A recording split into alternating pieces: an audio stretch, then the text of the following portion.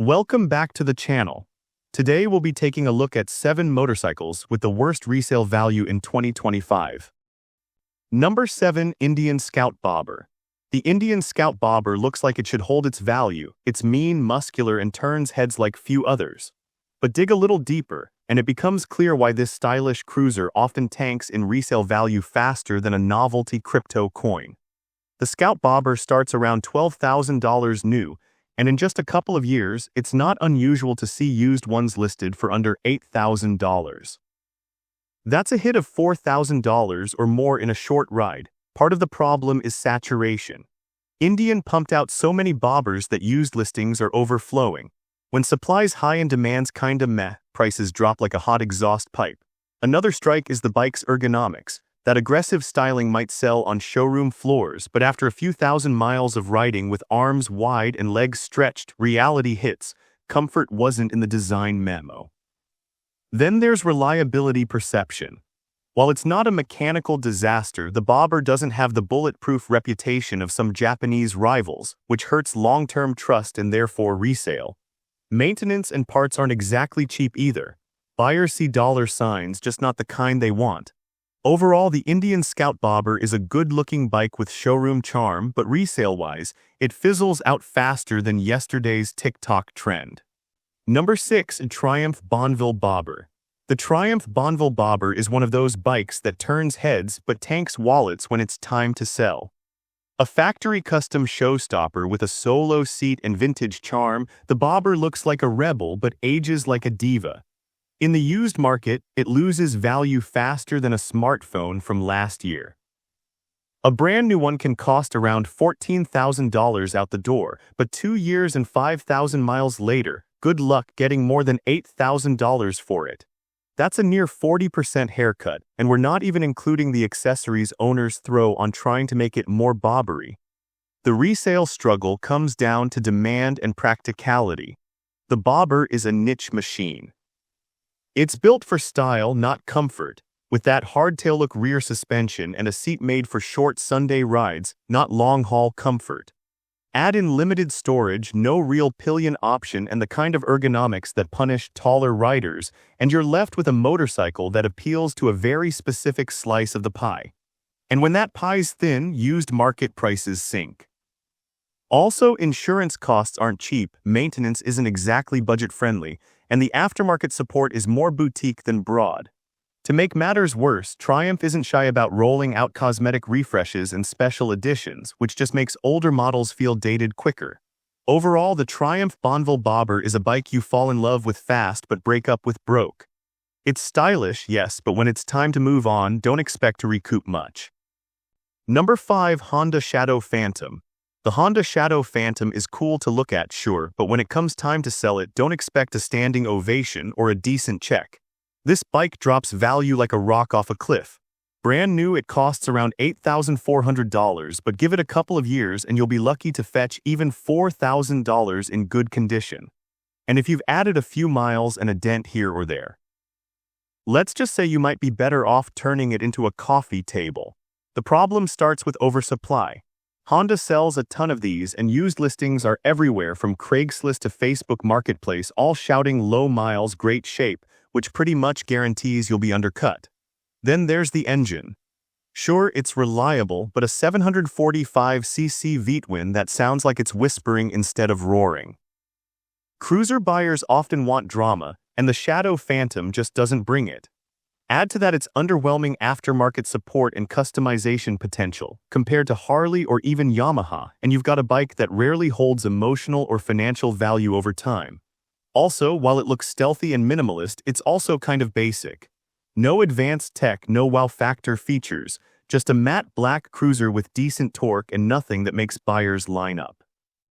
The resale crowd sees it as the motorcycle equivalent of plain toast.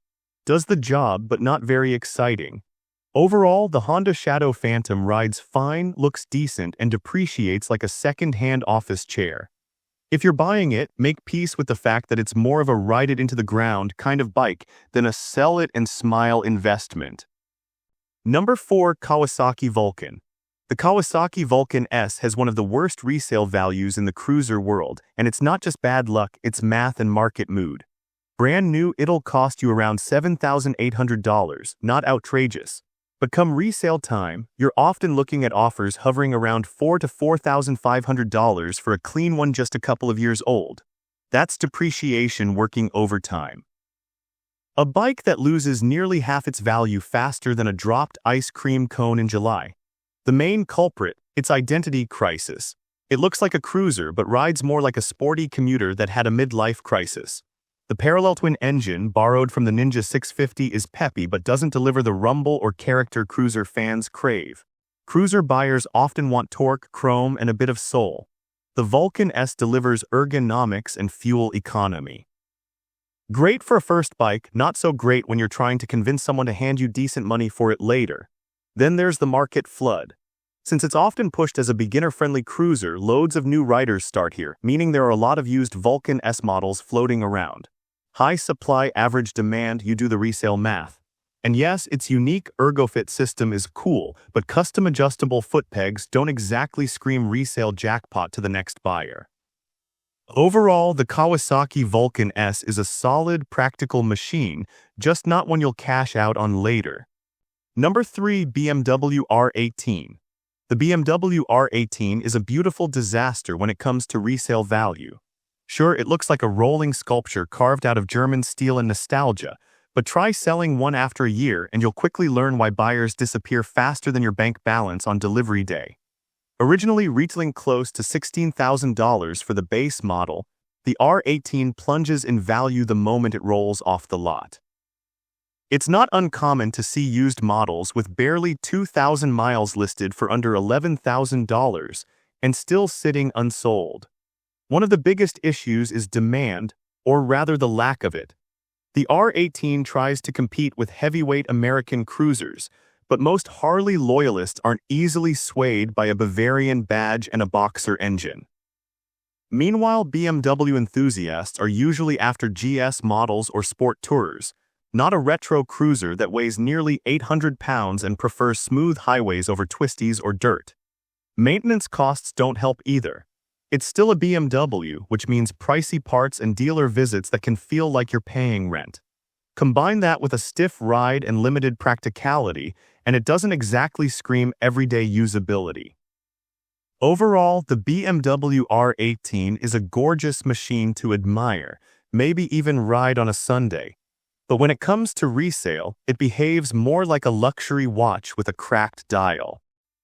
Number 2. Harley-Davidson Sportster. The Harley-Davidson Sportster S looks like it was carved out of rebellion itself. But when it comes to resale value, things start to wobble harder than a worn-out belt drive. Priced at around $16,000 new, you'd expect it to hold onto some of that glory down the line. Instead, a used Sportster S from just a couple of years ago often struggles to fetch more than $10,000, sometimes dipping under that if mileage isn't showroom shiny. That's nearly a $6,000 drop just for daring to ride it. Part of the problem is the niche appeal. The bike's aggressive looks, chunky front tire, and minimalist frame scream attitude, but it doesn't scream practicality. Limited comfort, questionable suspension on longer rides, and a one-size-fits-most ergonomic setup have scared off a big portion of the second-hand market. Buyers looking for a cruiser with long-haul comfort or daily usability often skip it faster than a diet cheat day. Then there's the Revolution Max engine. While it's technically impressive, traditional Harley fans haven't warmed up to the liquid-cooled performance and modern electronics. It's like handing a Kindle to someone who only reads leather-bound novels. They respect the technology but want nothing to do with it. That disconnect has hurt its reputation in the used market. And since Harley loyalists often drive resale, that's not a great position to be in. Overall, the Harley-Davidson Sportster S might look like a poster bike for edgy cool, but when it comes time to sell, the edge goes dull fast. It's a classic case of style over staying power. Number 1. Suzuki Boulevard. The Suzuki Boulevard M109R looks like it was chiseled out of a block of chrome by a muscle-obsessed sculptor who binge-watched too many action movies. But despite its intimidating looks and brutal torque, its resale value hits the pavement harder than its rear tire on launch day. In the used market, this $15,000 beast often plummets to around $6,000 within a few years, and that's being generous. Some listings hover near $5,000 depending on mileage and desperation. Why? Well, the reasons are as loud as its exhaust note. First off, it's big, like unnecessarily big. At nearly 800 pounds, maneuvering it feels more like steering a freight train than riding a cruiser. Then there's the engine, a 1783cc V-twin that roars but drinks fuel like it's at an open bar. Combine that with a stiff ride, a chunky rear tire that costs a small fortune to replace and limited practicality, and the audience shrinks faster than a gas tank on a cross-country ride. Maintenance isn't exactly cheap either. Parts aren't as easy to find, and there's not a massive modding community pushing resale demand upward. And when something's heavy, expensive to maintain, and has limited appeal, it becomes the motorcycle equivalent of a gym membership in January, exciting at first, regrettable later. Overall, the M109R is a head-turner, sure. But when it comes time to sell, it turns away buyers just as fast. And with this, we have reached the end of this video. Make sure to like it and subscribe the channel for future upcoming videos.